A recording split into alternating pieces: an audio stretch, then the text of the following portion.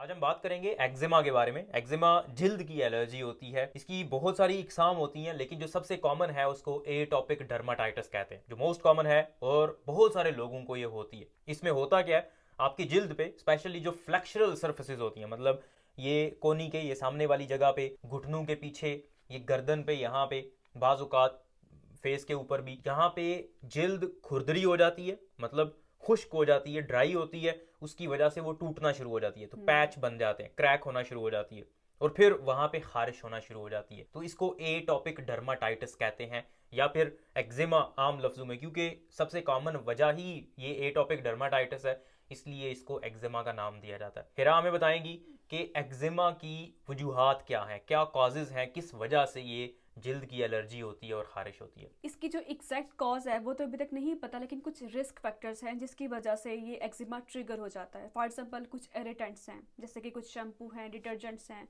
इसकी वजह से लोगों को मसला होता है। जिन लोगों को ऑलरेडी कोई एलर्जी का मसला होता है, जैसे कि एजमा का मसला हो गया, हे फीवर हो गया, तो उन लोगों को ज़्यादा चांसेस होते हैं एक्जिमा बनने के। स्ट्रेस इसका बहुत कॉमन एक रिस्क फैक्टर है, या फीमेल्स में जब पीरियड्स होते हैं, हार्मोनल चेंजेस की वजह से ये मसला हो सकता है। फिर बहुत ज़्यादा ठंड की वजह से या बहुत ज़्यादा गर्मी होने की वजह से भी एक्जिमा हो सकता है, या स्पेशली बच्चों में जब आप क्योंकि बच्चों में ये बहुत कॉमन है, हर 4 में से एक बच्चे को ये मसला होता है, पता है आपको? इन्फेंट्स में 2 साल से हाँ। कम जिनकी उम्र होती है उनमें बहुत कॉमन होता है, मैंने 25% बच्चों को होता है। मैंने खुद काफ़ी छोटे छोटे बच्चे देखे हुए हैं जो यहाँ रैश कर रहे होते हैं, स्किन पे रैश कर रहे होते हैं, क्योंकि उनको ये मसला हो रहा होता है।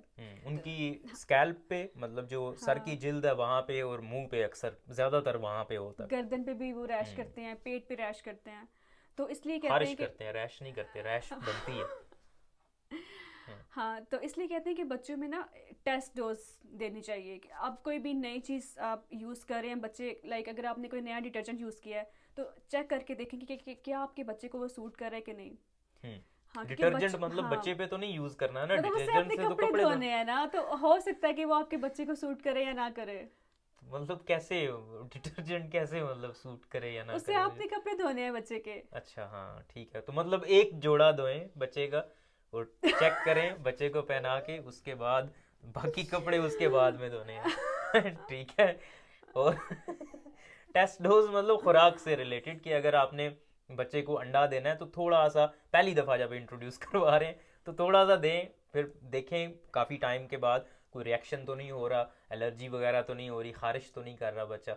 अगर नहीं कर रहा तो फिर ज़्यादा दें, क्योंकि ये जो एलर्जेंस हैं या जो इरिटेंट्स हैं जिल्द के, वो ऐसा नहीं है कि हर किसी के साथ ऐसा होगा। कुछ लोगों की जिल्द होती इस तरह की है कि उनको इरिटेंट्स जल्दी पकड़ लेते हैं। तो कोई नई किस्म का साबुन हो, शैम्पू हो, या कोई भी इस तरह की चीज़ हो, तो उसकी वजह से जिल्द पे एलर्जी हो जाती है, रैश बनना शुरू हो जाती है। हम्म। ठीक है। तो इन चीज़ों से अवॉइड करना है आपने, ट्रिगर्स को देखना है कि ट्रिगर है क्या, और फिर उससे अवॉइड करना है, क्योंकि इसकी एग्जैक्ट वजह नहीं पता किस हम्म। वजह से ये हो रहा है। पोलन्स हो गए, धूल हो गई, ये जो मट्टी तो वगैरह उड़ती है, और इसके अलावा जो मोल्ड्स वगैरह होते हैं, या पेट्स जो होते हैं, बिल्लियाँ हो गई, कुत्ते वगैरह, उनके बालों से अक्सर एलर्जी होती है लोगों को। कुछ खुराक ऐसी होती है, कुछ लोगों को अंडों से एलर्जी है, कुछ को दूध से, कुछ को दही से, कुछ को नट्स जो होते हैं, ये अखरोट बादाम वगैरह, उनसे एलर्जी होती है। मीट से भी हो जाती है। बिल्कुल। के बाद आते हैं इसके असल ट्रीटमेंट की तरफ, कि इसका इलाज फिर कैसे किया जाता है। तो सबसे पहले तो मैंने आपको बता दिया कि ट्रिगर फैक्टर्स को आपने अवॉइड करना है। आपने देखना है कि आप में किस चीज़ की वजह से ये हो रहा है, और फिर उसको अवॉइड करना है। उसके अलावा फिर आप बताएंगी। सबसे पहले तो मॉइस्चराइजर सब इस्तेमाल कर सकते हैं, कोई भी जैसे नीविया का लोशन हो गया या कोई भी डव का लोशन हो गया, आप इस्तेमाल करें। जहाँ जहाँ पे आपको ये मसला है, रैश है, वहाँ वहाँ पे इस्तेमाल करें, ताकि आपकी जो स्किन है वो नरम रहे, ड्राई ना हो। क्योंकि जब आप ड्राई हो जाएगी तो ऑब्वियसली आपको रैश होना शुरू हो जाएगी। कोशिश करें कि नीम गर्म पानी से नहाएं, नहाने के फ़ौरन बाद या 3 से 5 मिनट के अंदर अंदर आप मॉइस्चराइजर इस्तेमाल कर लें। अब इसकी क्या वजह है वो शोएब आपको बताएंगे। मॉइस्चराइज़र जो आप देखें, जब भी आप नहाते हैं तो आपकी जिल्द के अंदर थोड़ा थोड़ा पानी होता है, जिल्द की ऊपर वाली लेयर पे। तो उस पानी को आपने लॉक करना होता है, ताकि वो जिल्द के अंदर ही रहे और बाहर ना निकले। तो मॉइस्चराइज़र जब आप लगा देंगे, ऊपर एक लेयर लग जाएगी, तो पानी जल्दी इवेपोरेट नहीं होगा, उड़ेगा नहीं, तो उसकी वजह से आपकी जिल्द तर रहेगी, खुश्क नहीं होगी। तो इस वजह से मॉइस्चराइज़र फौरी तौर पे यूं ही आप नहाएं, उसके फ़ौरन बाद आप 2 से 3 मिनट के अंदर अंदर आप अपने जिस्म पे, स्पेशली उन जगहों पे जहाँ पे आपको खारिश होती है, वहाँ पे मॉइस्चराइजर लगा दें। और अगर इससे फ़र्क नहीं पड़ता तो अपने डॉक्टर को दिखाएं, क्योंकि बाज़ औक़ात हमें स्टेरॉइड्स भी इस्तेमाल करना पड़ जाते हैं, लेकिन डॉक्टर के मशवरे के मुताबिक, क्योंकि स्टेरॉइड्स के बहुत सारे साइड इफ़ेक्ट्स होते हैं। टॉपिकल स्टेरॉइड्स पहले जो है ना वो दिए जाते हैं, मतलब जिल्द के ऊपर वो क्रीम लगाते हैं, हाँ वो जी। स्टेरॉइड्स उसमें मौजूद होते हैं। लेकिन डायग्नोसिस बहुत ज़रूरी होता है, तशखीस ज़रूरी है कि किस वजह से ये हो रहा है, क्योंकि जिल्द में खारिश होना ये तो बहुत सारी अलामात, बहुत सारी चीज़ें होती हैं जिसकी वजह से आपकी जिल्द पे खारिश हो सकती है। आपको किस वजह से हो रही है, क्या ये वाकई में डर्माटाइटिस ही है या कोई और वजह है, ये बहुत ज़रूरी है। तो इसके लिए आपको अपने डॉक्टर के पास जाना होगा। डॉक्टर आपका डायग्नोज कर दे कि ये वाकई में एटॉपिक डर्माटाइटिस है, एक्जिमा है, तो उसके बाद आप मॉइस्चराइज़र का इस्तेमाल करते रहें, ट्रिगर्स को अवॉइड करें।